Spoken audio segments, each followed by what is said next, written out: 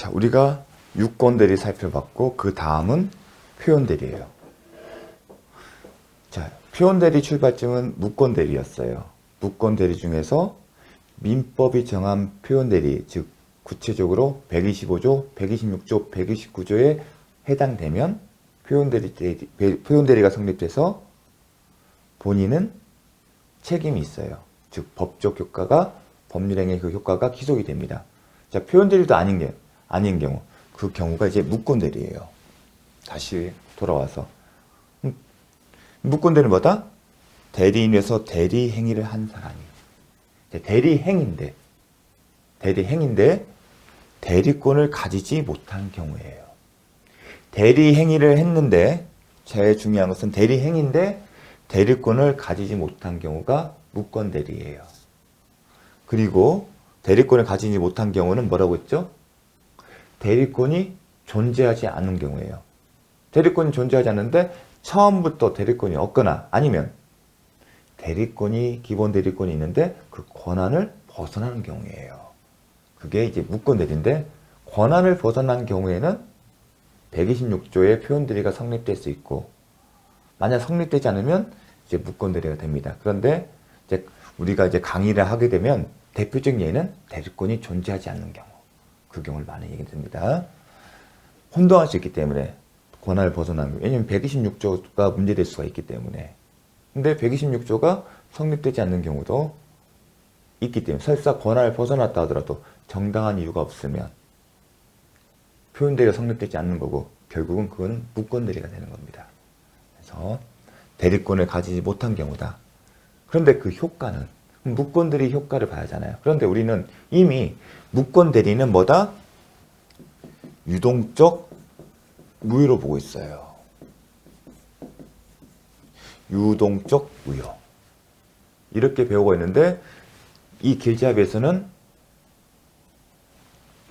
계약인지 단독행위인지 이 단독행위는 상대방 있는 단독행위인지 아니면 상대방 없는 단독행위인지 구분해 하고 있습니다. 그런데 결론은 계약을 중심으로 보면 돼요. 다만 최근 10년 동안 딱 한 번 정도 시험이 나온 게 있어요. 단독행위와 관련해서. 상대방 있는 단독행위와 관련해서. 그래서 요건 알셔야 합니다. 자, 그 효과는 있죠. 무권대리 효과는 유동적 무효다. 배웠는데 여기서는 다시 구분하고 있어요. 이거는 첨언을 하게 되면 이제 계약이에요. 계약의 경우에 그래서 제목이 계약의 무권대리잖아요. 계약의 무권대리는 유동적 무효다. 이렇게 기억을 하셔야 합니다.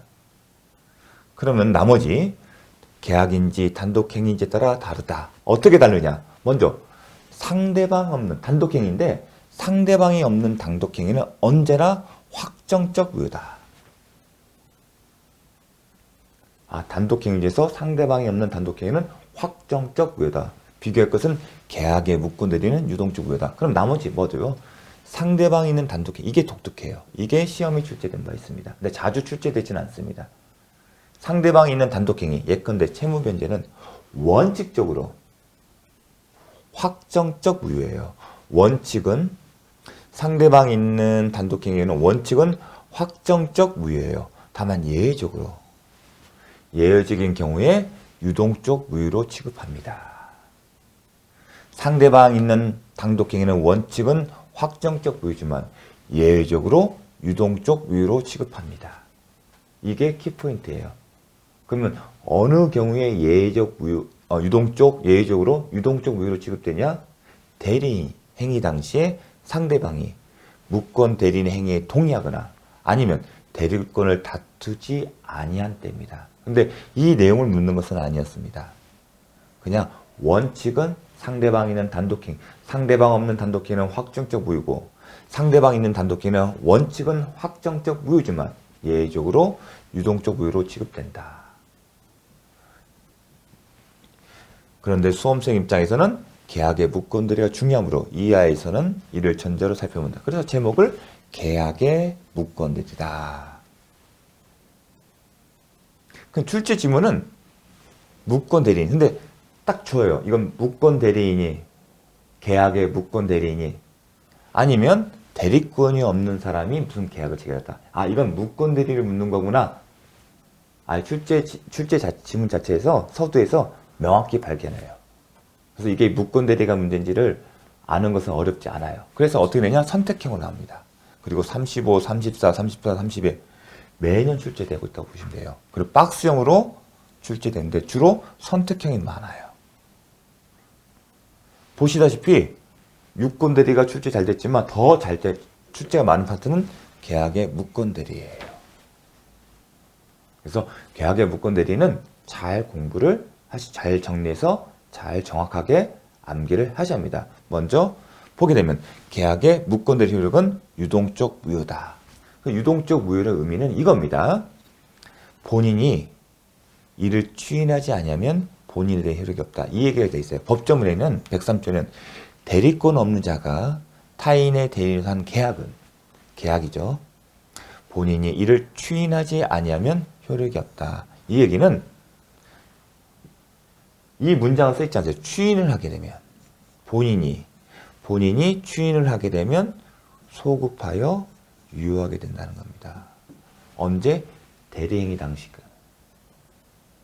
그래서 유동적 무효는 항상 유동적 무효라는 표현이 나오게 되면 추인을 하게 되면 소급적으로 유효하게 된다. 다만 토지거래 허가를 받은 경우에는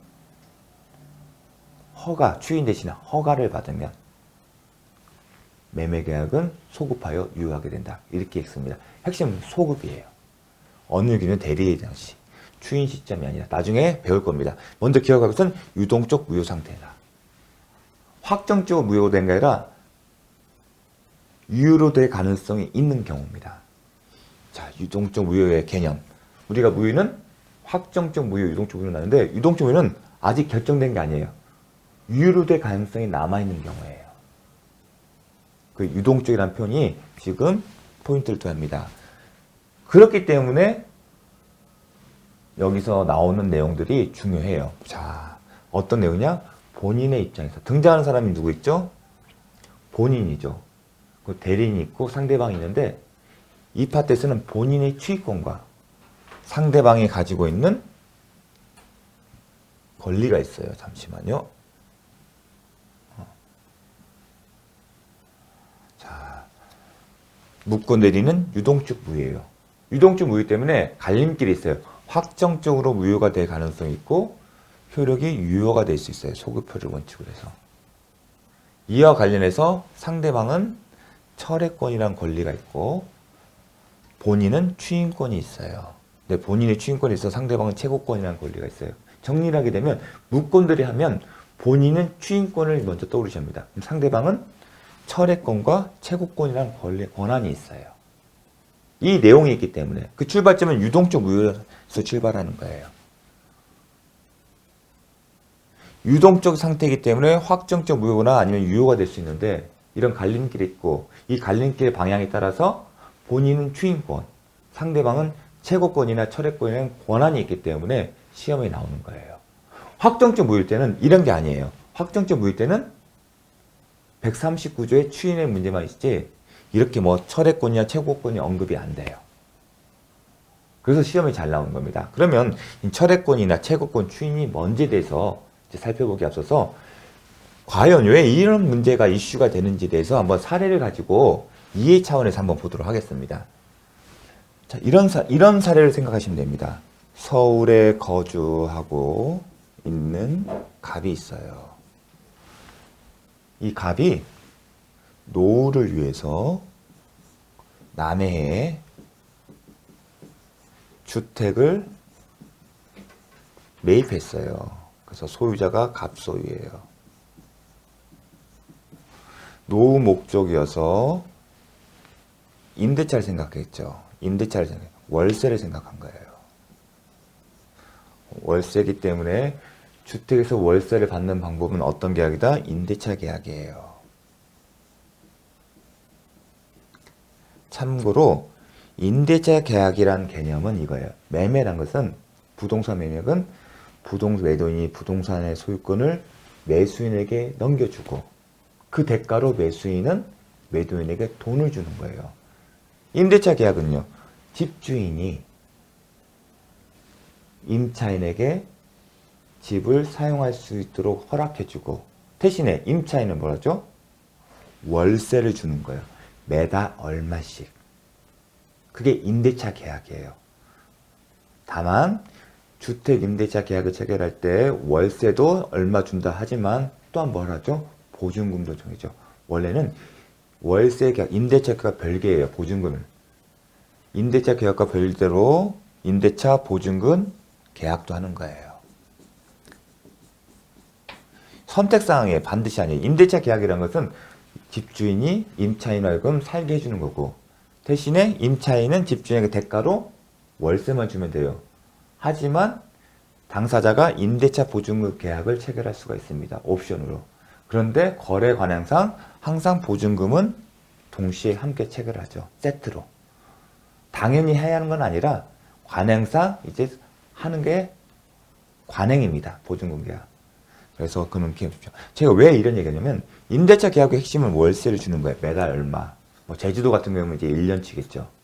하지만 전세 계약은 월세라는 개념이 없어요. 전세금을 주고 전세권자가 집주인에게 전세금을 주고 집주인은 전세권자에게 집에 살게 하는 거예요. 월세라는 개념이 없어요. 그래서 임대차 계약과 전세 계약은 구분되어지는 개념입니다. 근데 전형적인 임대차 계약은 무엇이 많죠? 상가예요. 그래서 상가는 월세 받는 게 목적이기 때문에. 주택은요. 지금은 추세가 바뀌고 있지만 전세 계약이 많죠. 그런데 현실에서는 임대차 계약과 전세 계약을 명확하게 구분하지 않아요. 그래도 문제가 안 돼요. 왜냐하면 전세 계약이든 임대차 계약이든 주택임대차법이 적용되기 때문에.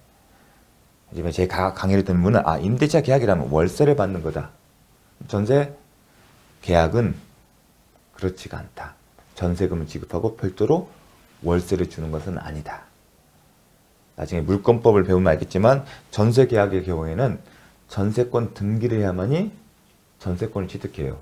근데 전세 계약을 체결했는데 등기를 안 하게 되면 전세권이 아니에요. 채권적인 전세 계약이라고 합니다.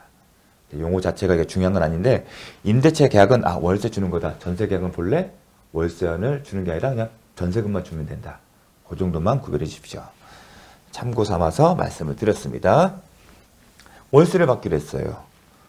그런데 남해에 있다 보니 관리가 안 돼요. 그래서 관리를 맡겼어요. 누구한테? 자기가 아는 A라는 사람한테. 하지만 임대차 계약 체결 권한은 주지 않았어요. 그냥 너는 관리만 해.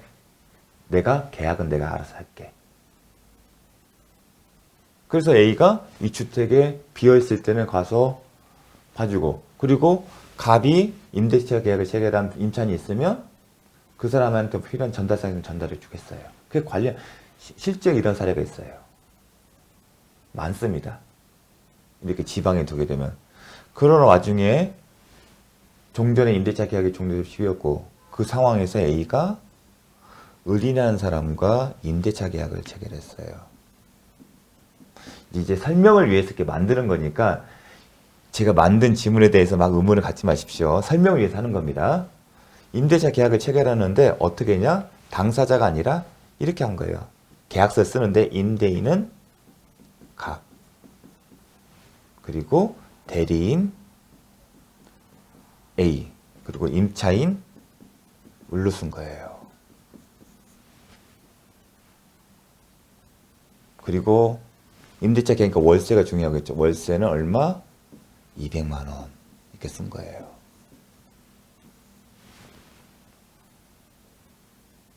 그러면 기본적으로 대리행위잖아요. 대리행위인데 우리가 배우면 유권대리가 되려면 계약 체결 권한이 있어야겠죠. 근데 제가 뭐라고 했습니까? 계약 체결 권한이 없어요. 그러면 무권대리예요. 그러니까 표현대리로 성립할 여지도 없고요.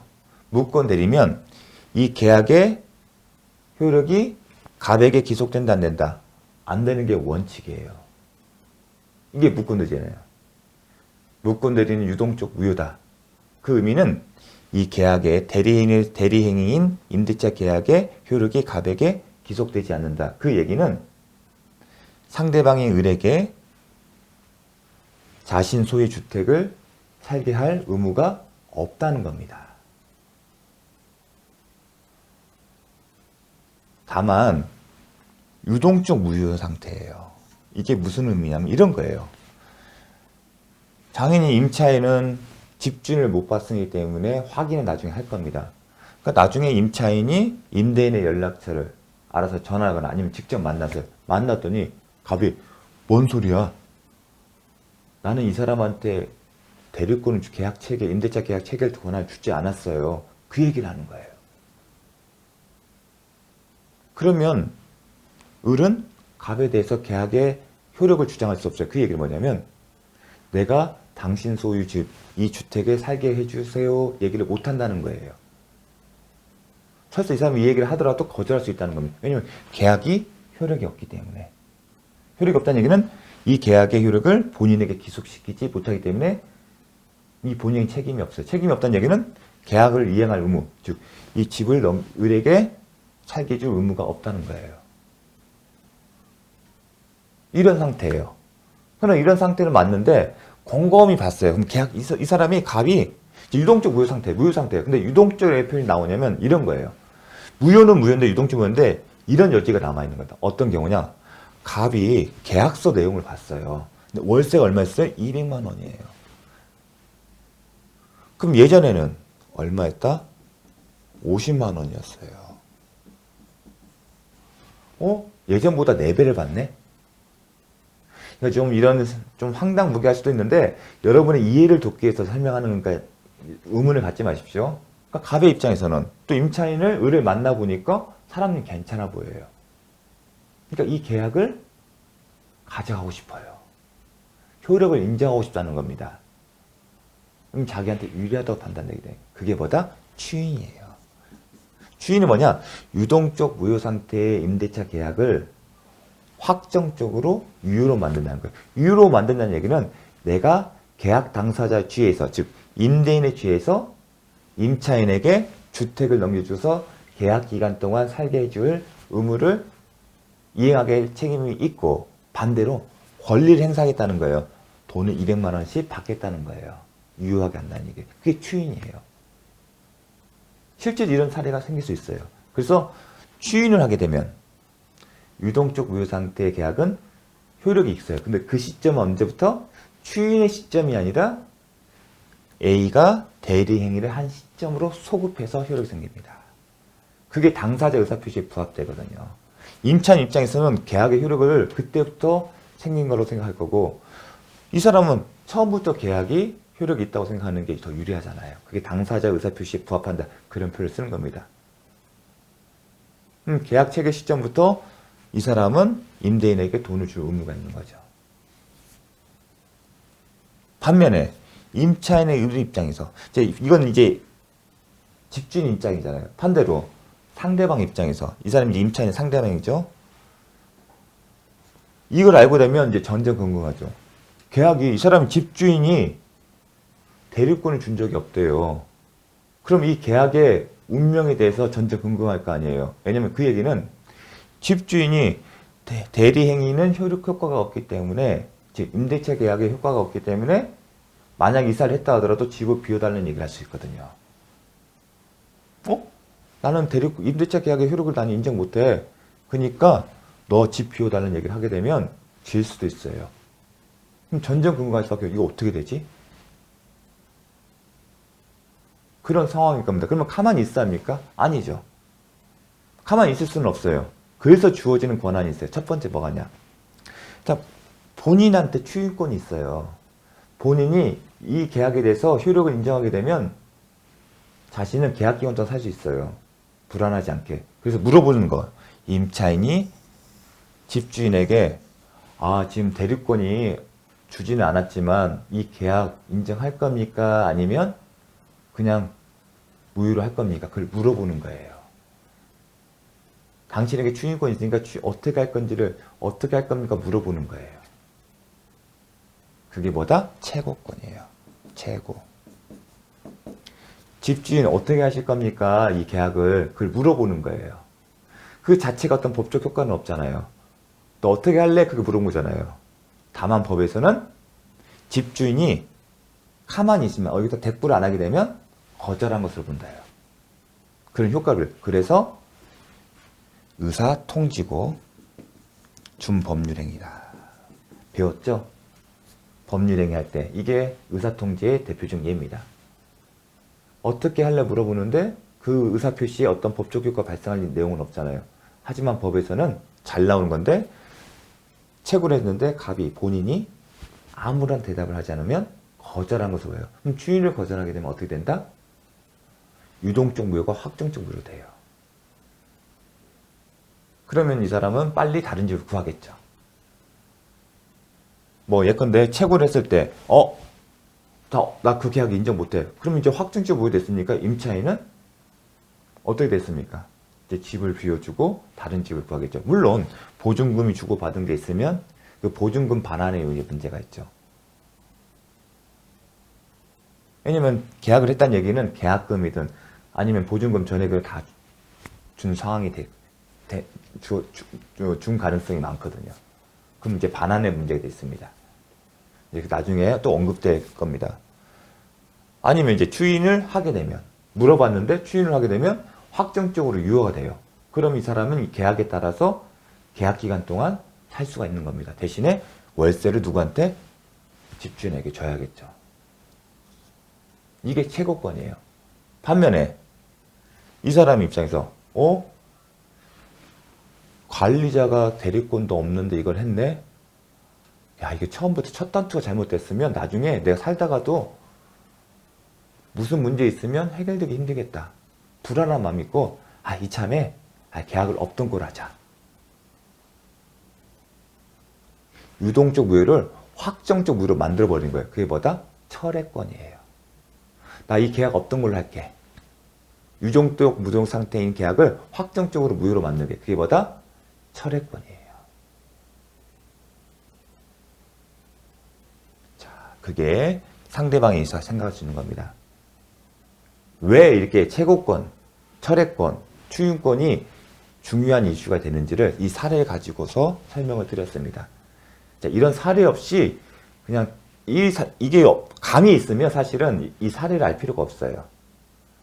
저도 이제 이 설명을 하기 전에 특히 초보자도 많으시기 때문에 어떻게 하면 좀 설명을 좀 이해가 있게 이해도를 높일 수 있는 방법이 있을까 고민했는데 이런 사례를 가지고서 한번 설명하는 게 어떨까 싶습니다. 그래서 임차인 입장에서 이런 상황이 어떤 경우의 수를 나눈 거죠. 어떤 임차인은 기분 나빠서 바로 무효를 시키고 싶고 그게 철회권이고 나는 이 집이 좋으니까 어떻게든 살고 싶다. 그러면 본인에게 물어보는 거잖아요. 어떻게 할 거냐. 그게 채권권이고 또 본인 입장에서는 정정보다 4배가 많은 월세를 받으니까 이득이잖아요. 연 600만 원이지만 이거는요 2천만 원, 2,400만 원이잖아요. 당연히 이 계약의 효력을 인정하고 싶겠죠. 물론 관리자 하는 게 모양새가 나빠서 그리고 임차인이 집주인에게 확인도 안 한 거에서 못마땅해서 추인을 거절하시겠죠. 이 거절한다는 얘기는 확정적 무효시킬 수도 있겠지만 추인을 할 가능성도 높겠죠. 그런 상황을 가정해서 설명을 드렸습니다. 결국은 본인은 추인권, 상대방은 채권권, 철회권 이렇게 정리를 하겠습니다. 그러면 우리가 무권들이 하게 되면 기본적으로 첫 번째 본인, 항상 대리는 본인 쓰셔야 합니다. 그리고 본인이 밑에 대리인이 있는 거죠. 그 다음에 상대방이 있습니다. 이게 대리권이 무권들이 하게 되면 본인은 추인권, 그 다음 상대방은 채권권과 철회권이 있다. 이 추인권에는 당연히 추인 거절권도 있어요. 추인을 할 수 있다는 얘기는 추인을 거절할 수도 있다. 그럼 추인을 하게 되면 유동적, 무권 대리는 유동적 무효인데 추인을 하게 되면 뭐가 된다? 확정적으로 유효가 되고 추인을 거절하게 되면 확정적으로 무효가 되고 상대방 채권권에 대해서는 어떤 게 있죠? 상대방이 본인에게 어떻게 할래 채권을 했는데 상대방이 거기에 대해서 아무런 답변을 하지 않게 되면 추인을 거절한 것으로 본다. 그 얘기는 확정적 무효가 된다. 한편 철회권은 나 이 계약 안 할래. 그런 의사표시인데 그거는 확정적 무효다. 결국은 유동적 무효를 확정적 무효로 갈림길이 하나 있고 또 하나 갈림길은 확정적 유효로 만드는 갈림길이 있는 겁니다. 그래서 요 세트를 이런 개념들을 잘 기억을 해 주십시오. 제가 그래서 유동적 무효 상태라면 확정적 무효가 있고 그 다음에 확정적으로 유효가 되는데 소급효가 원칙이다. 유효는 누가 만든다? 본인의 추인이 있다. 그래서 본인이 어떻게 할지가 궁금하기 때문에 상대방의 최고권이 있다. 한편 기분 나쁜 임차인은 나 이 계약 없던 걸로 하고 싶다. 그러면 철회를 하면 된다. 철회권. 이거 기본적 세트입니다. 자, 다음에 배울 게 있는데 국토개법 정한 토지거래 허가받지 않는 매매계약은 어떤 상태다? 유동적 무효인데 똑같은 방향이 있어요. 확정적 무효와 유효가 되는 경우가 있고 유효는 소급효가 원칙입니다. 갈림길은 어떤 경우가 확정적 무효가 되고 어떤 경우가 유효가 되는지가 중요합니다. 다만 토지거래 허가 관련해서는 이렇게 뭐 상대방 이런 얘기가 아니죠. 여기는 대리인 그런 문제가 아니거든요. 매매계약 당사자가 아직 허가를 받지 않는 경우입니다. 그래서 이 경우에는 확정적 무효에 해당되는 사유가 중요하고 그 다음에 유효가 되는 사유가 중요합니다. 그래서 같이 세트로 참고 삼아서 설명드렸습니다. 잠시 쉬었다 하도록 하겠습니다.